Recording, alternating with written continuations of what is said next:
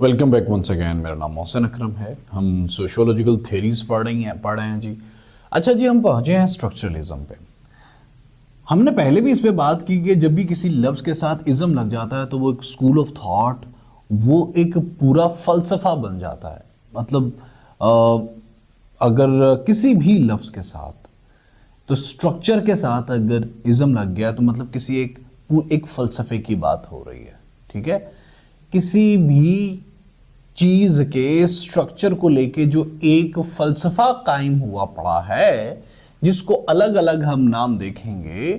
Ferdinand de Saussure ने linguistics के अंदर वो जो एक फलसफा दिया था उसके स्ट्रक्चर का, या क्लाउडे लिवी स्ट्रॉस ने जो सोशल साइंसेस के अंदर फलसफा दिया था किसी भी चीज के स्ट्रक्चर का। इन तमाम लोगों ने अपनी अपनी फील्ड के अंदर वो जो एक स्ट्रक्चर दिया, स्ट्रक्चर से रिलेटेड एक फलसफा दिया था ना, उसको स्ट्रक्चरलिज्म कहेंगे। ठीक है, हम जरा इसको दोबारा से मैं बता दूं आपको कि स्ट्रक्चरलिज्म के अगर आप बानी देखेंगे तो चूंकि स्ट्रक्चरलिज्म सिर्फ जो है ना वो सोशियोलॉजी का ही फलसफा नहीं है, ये साइकोलॉजी का, ये इकोनॉमी का, ये अलग अलग सब्जेक्ट्स का, ये लिंग्विस्टिक्स का भी एक फलसफा है, ये भी एक स्कूल ऑफ थॉट है।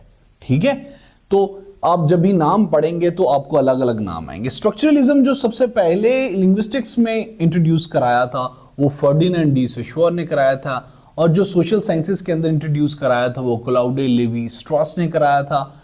जो स्ट्रक्चरलिज्म सोशल साइंस सोशियोलॉजी के अंदर इंट्रोड्यूस कराया था वो वाइल वंडत ने कराया था, लेकिन इन्होंने नाम नहीं लिया था, इस जैसी कोई चीज का नाम लिया था। इनका एक शागिर्द था, उसका नाम था एडवर्ड बी टिचनर। उसने स्ट्रक्चरलिज्म की कोई जो टर्म है ना उसको सोशियोलॉजी के अंदर कोइन किया था या यूज किया था। ठीक है, थोड़ा सा ये थोड़ा मैसी है, लेकिन दोबारा सुनेंगे तो आपको समझ आ जाएगी। जो पहली बात मैंने बताई थी, पहले इन चारों का नाम लिया था वो इसीलिए लिया था ताकि आपको समझ आ सके कि structuralism, structure is a different word, ism is a philosophy, is a school of thought। अगर हम कहेंगे कि लिबरल तो एक लफ्ज है, लिबरलिज्म बोलेंगे तो एक स्कूल ऑफ थॉट बन जाएगा। सो इसको प्लीज थोड़ा जहन में रखिएगा। जो स्ट्रक्चरलिज्म है ना, ये कहते हैं कि particular elements have no absolute meanings और वैल्यूज। कोई भी चीज अपनी सिंगल एंटिटी के अंदर कोई वजूद नहीं रखती, अगर रखती भी है तो उसकी कोई इतनी वैल्यू नहीं होती। अच्छा, इसको एक मिसाल से देखता है।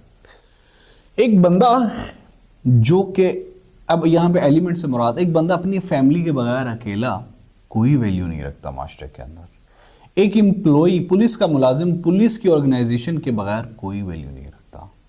कोई भी आर्ग्यूमेंट अपने ग्राउंड्स के अलावा कोई वैल्यू नहीं रखता।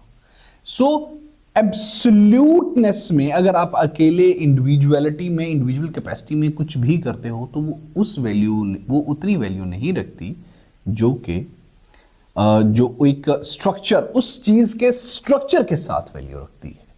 वैल्यू लेस हो जाती हैं चीजें when they are kept apart from the structure. Army chief की बात करें, वैसे तो पूरी आर्मी का चीफ है, but if he would retire, would he be the same power? Would he have the same power? Definitely he would.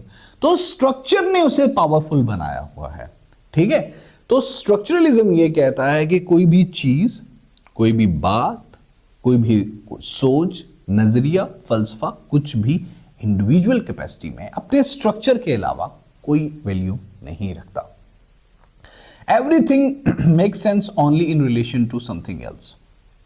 आप कुछ भी बोल रहे हैं, वॉट एवर यू से, उस चीज का ताल्लुक इसी सेंस में होगा। अगर मैं आपको कहूं मैंने नाश्ता नहीं किया अभी तक, तो आप, मैंने नाश्ता नहीं किया, इस पे थोड़ी बात कर लें, ये थोड़ा समझने वाली चीज है। तो मैंने नाश्ता अभी तक नहीं किया, ये बात है। ये अगर तो सुबह के 7 बजे हैं तो मैंने नाश्ता नहीं किया, इट्स अ नॉर्मल थिंग। अगर सुबह का 12 बज गए हैं दिन के और एक अभी आफ्टरनून शुरू होने वाला है, तो अगर मैंने अब तक नाश्ता नहीं किया तो ये गलत बात है। अगर 3 बजने वाले हैं शाम के और मैंने अभी तक नाश्ता नहीं किया और मैं सुबह 5 बजे का उठा हुआ हूं, तो ये तो इंतहाई खौफनाक बात है। तो चीजों की जो अंडरस्टैंडिंग है वो उनकी ग्राउंड्स, उनके स्ट्रक्चर पे डिपेंडेंट है भाई। अगर तो नाश्ता मैंने सुबह 7 बजे नहीं किया था तो फाइन, लेकिन अगर 3 बजे तक नहीं किया तो इट्स नॉट फाइन। मतलब नाश्ता नहीं करना इज नॉट अ प्रॉब्लम, वो जो उसका स्ट्रक्चर है that is the problem. I hope it made the sense.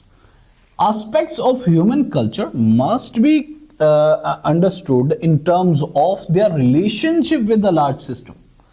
देखो दोस्त, अच्छा ये इंटरनल भी होता है, एक्सटर्नल भी स्ट्रक्चर होता है। देखो मेरे दिमाग में अगर कोई सैड सिचुएशन चल रही है, ठीक है, और मैं सैड सॉन्ग सुनूंगा तो मैं रोना शुरू कर दूंगा।